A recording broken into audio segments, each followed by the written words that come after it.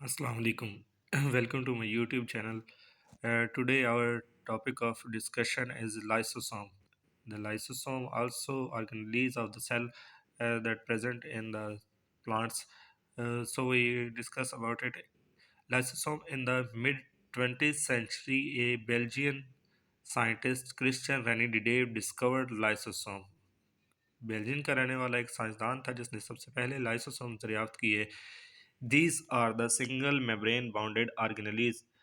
ए single membrane में लिपटे हुए ऑर्गेनेलीज थे। Lysosome contain the strong digestive enzyme.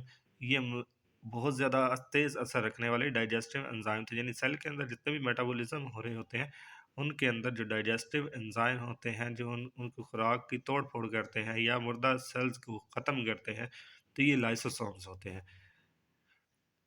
Broken down of the foods and waste material within the cell, जो खुराक की तोड़ फोड़ करते हैं या फालतू मादा जात को ख़त्म करते हैं। During its function a lysosome fuse with the vacuoles that contain the turgid material. अपने फंक्शन के दौरान ये मालिक्यूल जो होते हैं इसके वैक्यूल के साथ जम हो जाते हैं और अपना टारगेट अचीव करते हैं। And its enzyme break down the material, और इसके एंजाइम मटेरियल्स को की तोड़ फोड़ करते हैं। असल में तोड़ फोड़ करना ही हज़म का निज़ाम है ये सेल का। दूसरी चीज़ इसमें आ जाती है centrioles. Centrioles, the animal and the many unicellular organism have the hollow and the cylindrical organelles known as the centriole. Each centriole is the made of nine triplet of the microtubule, as you show uh, as you show in the picture that animal cells have the two centrioles located near the exterior surface of the nucleus. Nucleus जो होता है cell के अंदर उसके करीब दो centrioles होते हैं। The two centrioles are the collectively called the centrosome, और इन दोनों सेंट्रियोल्स को अगर इकट्ठा देखा जाए तो इसे हम सेंट्रोसोम कहते हैं। Their function is to help in the formation of spindle fibre.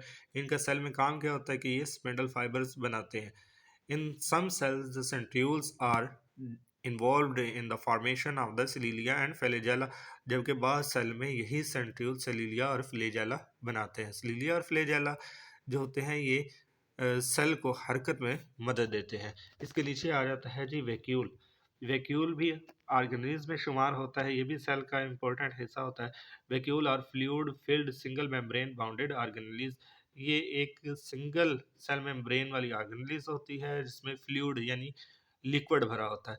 Cell have many small vacuoles in their cytoplasm, इनके साइटोप्लाज्म में बहुत से छोटे छोटे वैक्यूल्स होते हैं। However when the plant cell mature its small vacuole absorb the water and fuse from the single large vacuole in the centre.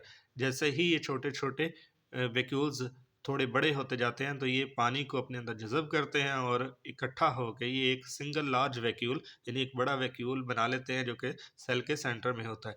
Cell in this cell in this state become the turgid, तो cell इस सूरत में ट्रेजिड हो जाता है यानी तनाव की शक्ल इख्तियार कर लेता है। Many cells take in the material from the outside in the form of food vacuole, तो बहुत से सेल बाहर से मटेरियल की सूरत में अपनी खुराक को हासिल करते हैं और इसके वैक्यूल का हिस्सा बना लेते हैं।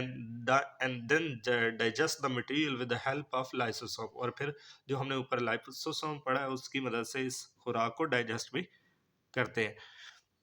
Some unicellular organism use the contractile vacuole, कुछ यूनिसेलुलर जानदार होते हैं जो कंट्रैक्टाइल वैक्यूल का इस्तेमाल करते हैं। कंट्रैक्टाइल वैक्यूल का मतलब है कि फैलने और सिकुड़ने वाला वैक्यूल है ये vacuole for the elimination of the waste from their bodies, ताकि वो अपनी जिस्म से फालतू मादा जात का अखराज कर सके।